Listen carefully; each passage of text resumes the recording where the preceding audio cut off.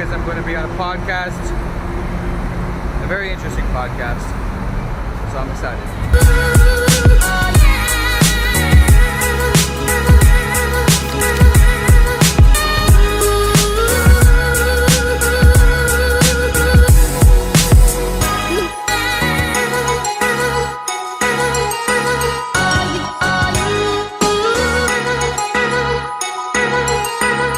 Today, super excited. We've got a super cool vlogger, right? Called Riley. Riley, would you like to introduce yourself and just, I mean, who the hell are you? Yeah, Riley from Bangkok. No. Yeah, I guess you could say I am that digital nomad kid that you saw once on YouTube. That's me. So what's your channel called? Yeah, it's called Living That Life, and I have been basically filming my life, vlogging, ever since I came out here to Southeast Asia 3.5 years ago. Damn. Give us one belief that you hold that most people would find to be unpopular. Yeah, I guess the belief that's kind of been the whole premise of my YouTube channel is it's not as crazy as it seems to live abroad and be working remotely. It's not as crazy as it seems to be a digital nomad. That's kind of been the thesis that I've realized ever since it was my dream to be a digital nomad. And then once you become one, you meet hundreds of other digital nomads. And you're like, oh, there's tons of people doing this. My quick story real quick for people that don't know me, like just a regular kid, grew up in Seattle, and after college, I just wanted to travel a bit. I never got to study abroad, and ended up visiting Thailand for 2 weeks shortly after I graduated college.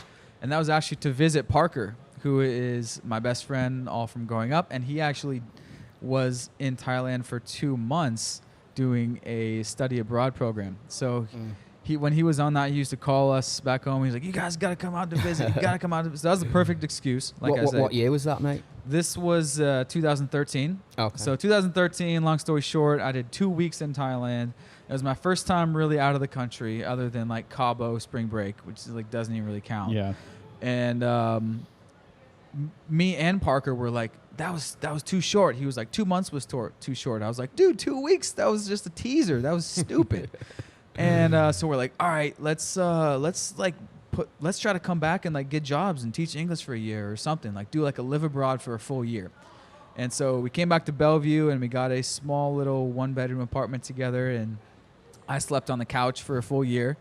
It was the studio apartment, had the little sliding divider thing. I was sleeping on the couch. And one simple life hack, I call it, that changed my life was I didn't sign myself up for a cable TV package because I worked for Comcast. We got the internet-only bundle. Actually, not a bundle, just the a la carte. A la carte. We got the internet-only a la carte, and we hooked up the Apple TV to the TV. And so we were just streaming YouTube. Didn't watch any TV. And so through that, we started watching videos on Thailand, naturally getting excited. And then we found some digital nomad channels, basically, long story short, notably Johnny FD and Jabril, 2 guys that work online who travel a lot, based in Southeast Asia a lot. And we were like, oh my gosh, let's do that instead of teach English. Like, if they can do that, why not us? And so Johnny announced he was putting on a conference for digital nomads in Chiang Mai, Thailand, that was going to be happening October of 2014. So this was like early 2014. So we're like, all right, that's our goal. We're just going to put that on the calendar, and no matter what stage we're at, we're going to go to that conference. You were like early 20s at this point? Yeah, it's got to be 24. Nice. And so, yeah, oh my gosh, that's crazy. And so, yeah, we worked our jobs just to save up money. And those jobs sucked at the time? Like you weren't killing it? They sucked. Like I still didn't want to get a real job because I had this kind of travel dream, before I get a real job. So I was still doing what was my college summer job, which is door-to-door sales for Comcast. Yeah. Talk about soul destroying. Sounds fun. It's like everything, fun at first, and then it gets old. Yep. So yeah, I was doing that, but I was doing it year round for 2 years after college, and I was doing it like in the dark rain, and it was kind of depressing. And eventually, you get so burned out, you're just like, ready for a change. And so Parker was in that same situation, just like ready for some change of environment.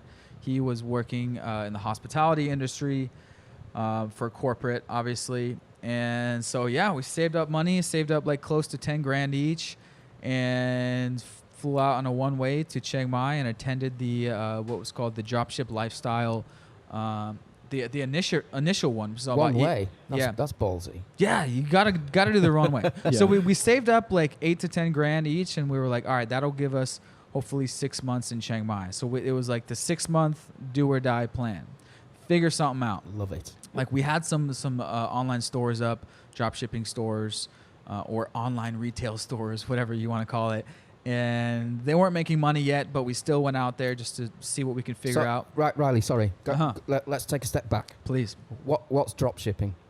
It's basically having your own store, like Riley's Premium Podcast Products.com. Yeah. And you try to get traffic through that, through Google ads, Facebook ads, social media. And I basically list all these podcast equipment on my website. Of course, I don't have the inventory. But once the customer pays for it with their credit card, I take that money and then buy it wholesale or buy it for cheaper directly from the supplier. Like Alibaba? Yeah, through Alibaba or something? Yeah, either Alibaba or like a popular drop shipping niche is furniture, like the furniture supplier in America. So it's basically, I think there were challenges because with having your own. So now I sell on Amazon, but we'll get to that. I have an Amazon store. That's how I make my main income. But if you have your own store.com, you have to get people to find out about your store and to find it. So we were new to internet marketing, so we didn't get the traffic necessary to make the money, essentially, which is every business's problem, right? And of course, it's uber competitive. Yeah, you got to have a small niche. You got to be smart. You got to be a really savvy internet marketer. In my experience, I know people that are successful with these type of yourstore.com type of things, very niche stores, furniture or podcast equipment. Well, I'm sure someone is crushing it with the podcast equipment dropshipping store. I'm sure someone is. But in my experience, you have to have tricky traffic, which what I call it, a good way to get cheap targeted traffic through something like a podcast sponsorship. That's the stuff that works now. You can't just rely on Google ads, which what we were doing at first. Yeah. Anyways, so yeah, at the conference, we met a kid who was younger than us, and he was crushing it selling on Amazon only through their FBA program, which is Fulfillment by Amazon. Lay that out like I'm 5 years old. What exactly does that mean? Right. So Amazon.com actually has physical warehouses. So you send your inventory to Amazon.com, and it's already on Amazon.com. Amazon has everything in the back of that website. So when people go and they search for podcast equipment, they're going to see on the first page results, hopefully, Riley's podcast mic. They click buy, Amazon.com sends it to the customer. Everything's already on Amazon.com. I'm sleeping. I'm doing nothing. I'm in Bangkok chilling. For us, we do the wholesale private labeling method.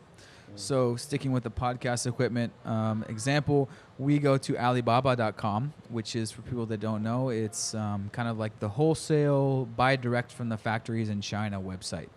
It's like eBay or Amazon, but for wholesalers. Yeah, right? it looks similar to Amazon. It's a site where you go shopping, but you can buy in bulk for cheap.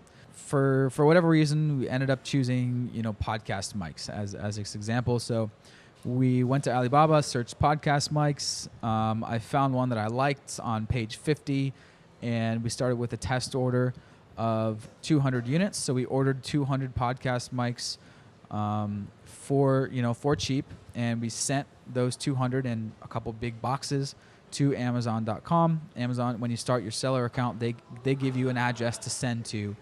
Chinese Alibaba supplier slaps the frickin' label on the boxes and ships them in the mail, and they arrive at Amazon.com. Amazon.com opens their door and they scan it. bing, bing. Now they're on Amazon. People can find them on Amazon. It's simple as that. And so, so we have our own brand. We have our logo on the podcast mics. It's our own brand, our own packaging, and that's what's called private labeling or white labeling. And so, people search for podcast mics, and for our main keywords, we're on page 1, and 30 to 40 people order our thing per day, and we make maybe $10 profit per unit. And that's been making us not a ton of money, but a few grand a month to keep me and Parker out in Southeast Asia. And we've just kind of been chilling and scaling slowly. And so where's Parker today? So we live at the same place, and I'm going to see him tonight when we go to. And you're still buddies, right? Yeah, we grew up This is together cool. on the playground. We're very fortunate to have this situation. I realize that we're very lucky to have this set up. Yeah. So exactly. We're two of the chillest dudes that ask our friends. So us both being very chill is basically how it works out.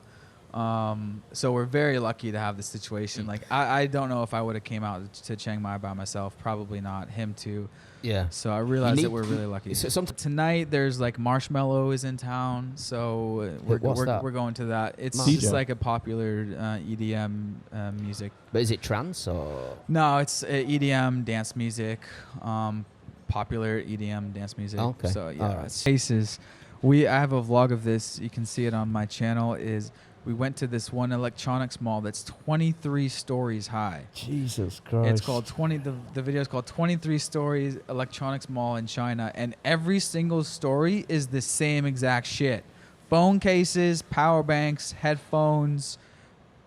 Yeah, and that's it. And 23 stories of this. There must have been like a billion phone cases in that building. It's ridiculous. So who's going in there and shopping? Like, who's that for? Me and Parker were walking through there, and God, it's a pretty popular vlog, I guess. We're probably the only two white dudes in the whole place, but there's a lot of wholesale buyers from other countries like the Middle East and Africa. That was probably what we noticed, a lot of Middle Eastern and African wholesale buyers. And we had been to Africa, and we traveled a bit, and we're like, oh, these are where all the cases come from around the world. Like if you see a mobile phone shop, like you see all around in Bangkok, there's got a million phone cases. I know where those come from. And of course it's not just this one mall, but just like dozens of those in Guangzhou and all around China. And so whenever you see a mobile phone shop, and whether it was Kenya or Guangzhou video. I didn't realize it was so fucking cool and like modern and cool lights and fucking skyscrapers. Oh and shit. yeah. Thanks for that one. I want to go. Yeah, it's super sick. I call it like a future city. It's like a brand new city. I call it like a rainbow city. Like all the skyscrapers rainbow and city. lights Yeah. the people who find my channel are already going towards this path, and they discover me somewhere along the way, and they're like, oh wow, this kid's been doing it for this long, and he's just like acting like it's kind of no big deal, and he's just kind of just like chilling, and he's having a lot of fun, and it doesn't look like he's working too hard. Obviously they don't see me when I'm grinding away, slaving away in the tom-toms at 2 a.m. Just slinging dick. No, but that is one common question real quick, and people ask, do you work harder now than your old job? No, definitely not. It's about working smarter, not harder, that entrepreneurs say, right? Yeah. But I don't try to tell anyone anything. I'm just kind of sharing my life and showing what's possible. I'm not saying that you should travel or it's better than any other thing or the digital nomad is the best career. It definitely is better.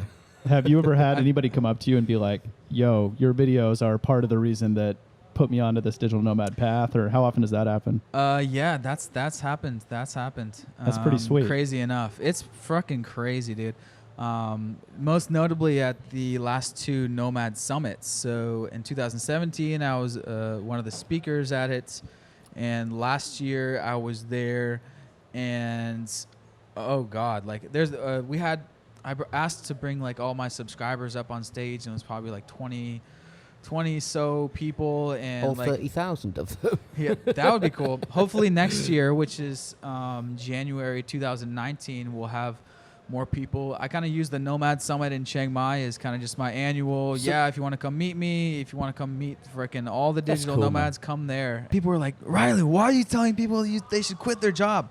I'm not saying you should quit your job. Like, do whatever you want, but I'm just sharing my story. We did save our money before we quit our jobs before we were making money on the side. Yeah. And, everyone's life situation is different. We were lucky that we didn't have, girlfriends and kids and dogs and, house mortgages. And so we were just young and we didn't have anything. So that's what allowed us for it to be a relatively easy decision. But, I guess over the last 3.5 years, we've done 18 months total in Chiang Mai, maybe about 6 to 8 months in Bangkok. We did 6 months in Saigon. We did 2 months in the Philippines. I recently did 1 month in Bali. We did 1 month in Kenya. Damn. We go home for 1 month in July every year. We did a couple-week Euro trip. We did a week in Colombia. I did a month in China. We did a week in Japan.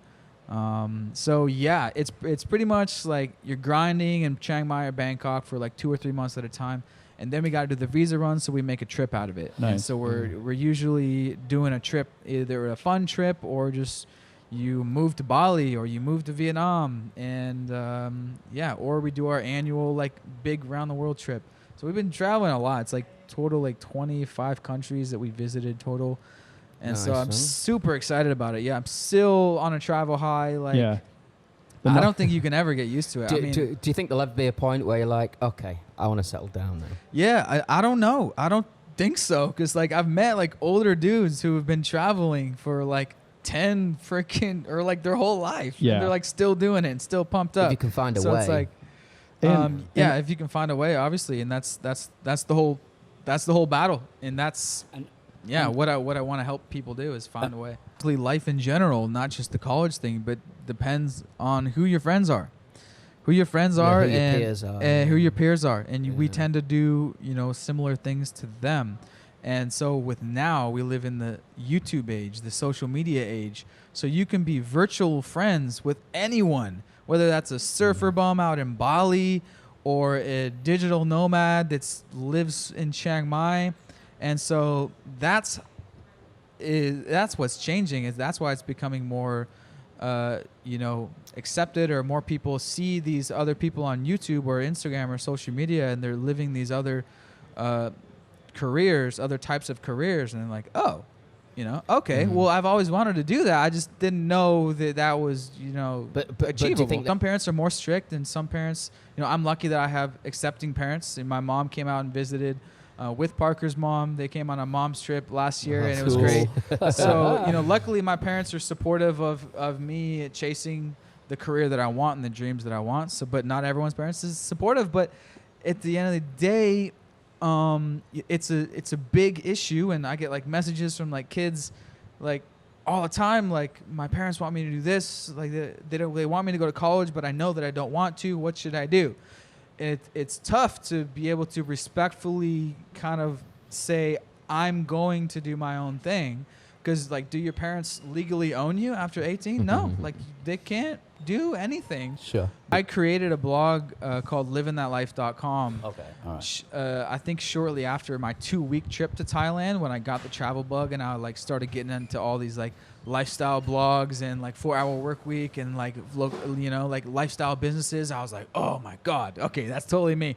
And we live in such crazy times, as you guys know, and we live as we're barreling into this technological age, we need to make sure, basically, in one sentence, that the internet and technology ends up over the next 100 years and forever. We need to make sure it ends up for good and not for bad. Yeah. And so we live in this very, very crucial time where your money. All I do is smoke and fuck, and smoke and fuck. And smoke. All I do is smoke and fuck, and smoke and fuck and rap. If you guys look at me now, bitch.